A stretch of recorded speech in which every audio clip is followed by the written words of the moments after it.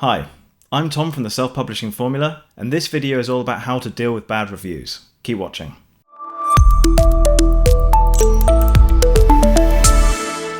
Nobody likes getting a bad review. Deep in our hearts, we'd all prefer it if the whole world unanimously agreed that our books were the work of pure art and genius, but that's not going to happen. Don't take it personally. I've had bad reviews, Mark Dawson has had bad reviews, even Shakespeare got bad reviews. I've seen his play Titus Andronicus described as botched and a premature effort. The reality is that unfortunately you can't please everyone, and do you really want to? I've heard plenty of artists in various fields voice their opinion that if you're annoying someone, you're doing something right. But that doesn't mean that getting a bad review is suddenly easy either.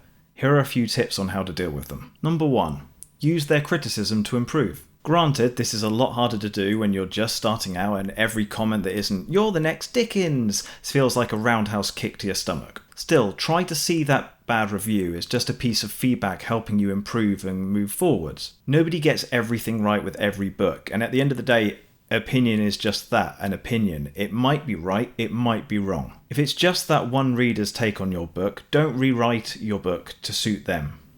Only make changes if the overwhelming majority of people seem to have the same sentiment.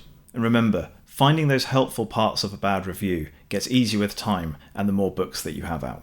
Number 2, not all reviews are created equal. Some reviews offer honest and insightful critiques of a product, comparing it to others on the market and judging it on its own merits. Other reviews are rambling, incoherent messes which complain about the fact that they didn't like a character's name, or that they didn't like the use of firearms despite the fact that they bought themselves a thriller novel, or maybe they were complaining that the bass levels on their headphones aren't good enough despite the fact that you've sold them a book. Now the latter are not good reviews, but there is a good side to this in that your reviewers will be able to tell the difference. Number 3, improve your pool of proofreaders and beta readers. Maybe some stuff is getting missed, so it might be a good idea to build upon your proofreaders and beta readers so that you can catch these mistakes before your book ends up going to market.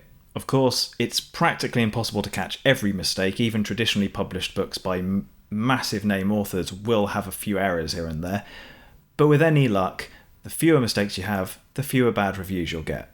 That's the hope at least. Number 4, try to separate yourself from the product. Now I know that's easier said than done for a writer. You pour yourself out on the page and you leave yourself exposed for your readers to come along and stomp all over. So 66144 there. Taking 60 years to go down the road. But rarely does a reviewer mean anything personal by it. They're leaving a review of the product and objectively just the product itself, not of you, the author. And just because someone doesn't like one of your books doesn't mean that they wouldn't like one of your other books, or that they don't like you, or that they don't even think that you're a good writer. It doesn't mean that at all. It just means that they didn't like that book. Number 5, ignore them. There's a cardinal rule in self-publishing, which is never respond to a review, good or bad. But you can go one step further than just not responding to them. You can ignore them entirely. Of course, I don't mean literally ignore all of your reviews. If every review coming in is just 1 or 2 stars, you probably need to take a step back and find out what's gone wrong. But if it's just the odd 1-star review, that's inevitable. That's just someone voicing an opposing opinion from the rest of the masses, and that's fine. You can't get rid of that review unless it's potentially completely mad or inflammatory. If it's just that they didn't like it, you can't get rid of that. And that's fine. Focus on something that you can control, which is writing a really good follow-up book. And tip number 6, be grateful for them. Now this might seem counterproductive, but having a few bad reviews scattered amongst your positive reviews can actually lend some credibility to your Amazon page. People can get suspicious when your page has dozens of exclusively 5-star reviews, as if you've just got your friends and family to post. A few negative reviews here and there, no matter how great your book is, are inevitable, so embrace them. So there you go, 6 tips on how to deal with bad reviews. If you enjoyed this video, make sure to subscribe by pressing the button below. See you next time.